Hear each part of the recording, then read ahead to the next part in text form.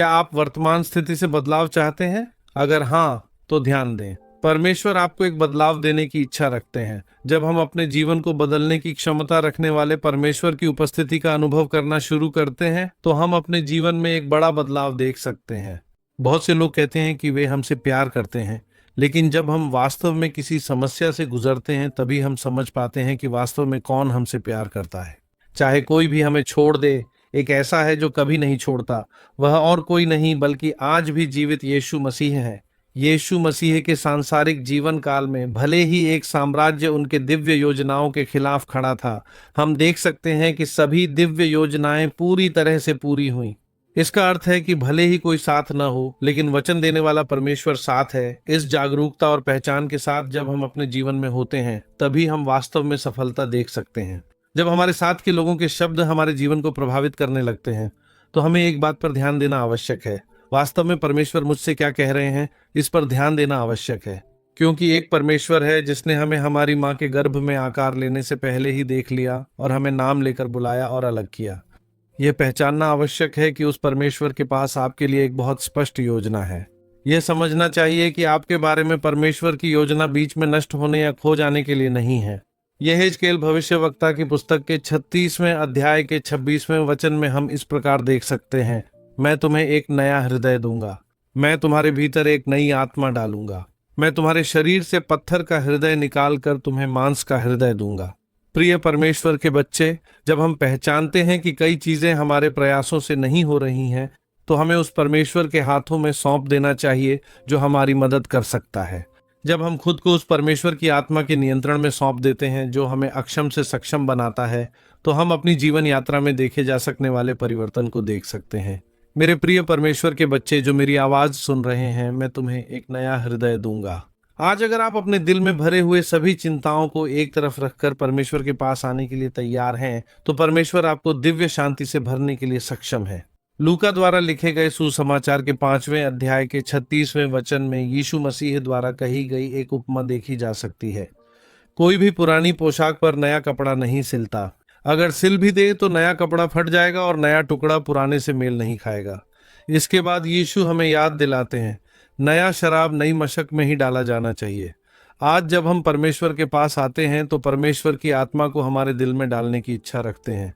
हमारे जीवन में हमें नवीनीकृत करने वाली परमेश्वर की आत्मा के नियंत्रण के लिए हमें परमेश्वर के कार्य के लिए समर्पित होना आवश्यक है। परमेश्वर का वचन कहता है कि वह आपको नया कुछ देगा। अगर ऐसा है, तो यह परमेश्वर आपके घायल दिल को बदलकर एक नया दिल देने के लिए सक्षम है। हाँ प्रिय परमेश्वर के बच्चे, मैं आज आपसे एक जीवित परमेश्वर के बारे में बात कर रहा हूँ जो आपके बोझ, आपकी परेशानियां, आपकी चिंताओं को दूर कर सकता है। इसीलिए परमेश्वर, मेरे जीवन का नियंत्रण आप संभालें, ऐसा कहकर सौंपने वाले किसी भी व्यक्ति में काम करने के लिए यह परमेश्वर पर्याप्त है। परमेश्वर के वचन के माध्यम से हमें दिव्य वादे समझ में आते हैं। जब परमेश्वर हमसे बात करता है, हम इसे पहचानते हैं और कहते हैं कि यह वादा मेरा है, तब हम अपने जीवन में दिव्य वादे की पूर्ति देख सकते हैं। आप उन जगहों पर परमेश्वर का कार्य देखने जा रहे हैं जहां सभी संभावनाएं समाप्त हो चुकी हैं। हमारे चारों ओर कई लोग हैं जो संभावनाओं और परिस्थितियों को देखकर काम करते हैं, लेकिन यह न भूलें कि यह जीवित परमेश्वर उन जगहों पर भी काम कर सकता है जहां कोई संभावना नहीं है। आज जो लोग परमेश्वर के पास आकर अपने आप को परमेश्वर के सामने समर्पित करते हैं, उनके जीवन के हर क्षेत्र में हम यह अंतर देख सकते हैं। हम परमेश्वर का कार्य देख सकते हैं। दिव्य वादों का अनुभव करने से ठीक पहले का कदम है परमेश्वर के साथ चलना। जब हम परमेश्वर की आवाज सुनकर परमेश्वर के साथ चलते हैं, तो हम अपने जीवन में अनंत दिव्य शांति और दिव्य आनंद का अनुभव करेंगे। पाप से दूषित हमें नया दाखरस डालने के लिए यीशु के रक्त से हमारा शुद्ध होना आवश्यक है। प्रिय परमेश्वर के संतान, जब हम परमेश्वर के सामने आत्मसमर्पण करते हैं, तभी परमेश्वर का कार्य हम में शुरू होता है। आज जब आप मेरी आवाज सुनते हैं, तो क्या आप तैयार हैं यह कहने के लिए कि हे परमेश्वर, मेरे हृदय का नियंत्रण आप ले लें? यदि हाँ, तो यह परमेश्वर आपके लिए कुछ नया करने में सक्षम है। आपके हृदय के कई विषयों के लिए एक उत्तर के रूप में, एक औषधि के रूप में आप इस परमेश्वर की उपस्थिति का अनुभव कर सकते हैं। यह हमारे कौशल से नहीं मिलता, बल्कि जब हम हमें प्रेम करने वाले, हमारे लिए जीवन देने वाले यीशु पर पूरी तरह निर्भर होने के लिए तैयार होते हैं, तब परमेश्वर का कार्य हम में शुरू होता है। प्रिय परमेश्वर के संतान, संभावनाओं को देखकर रोने की स्थिति में आज एक बदलाव आना चाहिए।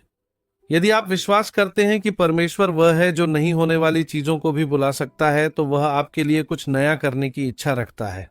जब आप विश्वास करते हैं कि कलवरी के क्रूस पर बहाए गए रक्त से हमें पवित्र किया जा सकता है, जब आप यीशु पर भरोसा करते हैं, जब आप इस परमेश्वर के सामने अपना हृदय खोलते हैं, तो निश्चित रूप से आप परमेश्वर की उपस्थिति का अनुभव करना शुरू करेंगे। आपके पास खोने के लिए कुछ नहीं है, लेकिन जीवन में परमेश्वर के साथ जुड़कर बहुत कुछ पाने के लिए है। जब आपके आसपास के लोग कहते हैं कि बस इतना ही काफी है और सीमाएं खींचते हैं, तो प्रिय परमेश्वर के बच्चे, यदि आप परमेश्वर के साथ खड़े रहते हैं तो आप निश्चित रूप से देखेंगे कि कैसे परमेश्वर आपकी सीमाओं को विस्तृत करता है। प्रिय परमेश्वर के बच्चे, आपके भविष्य का निर्णय परिस्थितियां नहीं करती, बल्कि परमेश्वर करता है।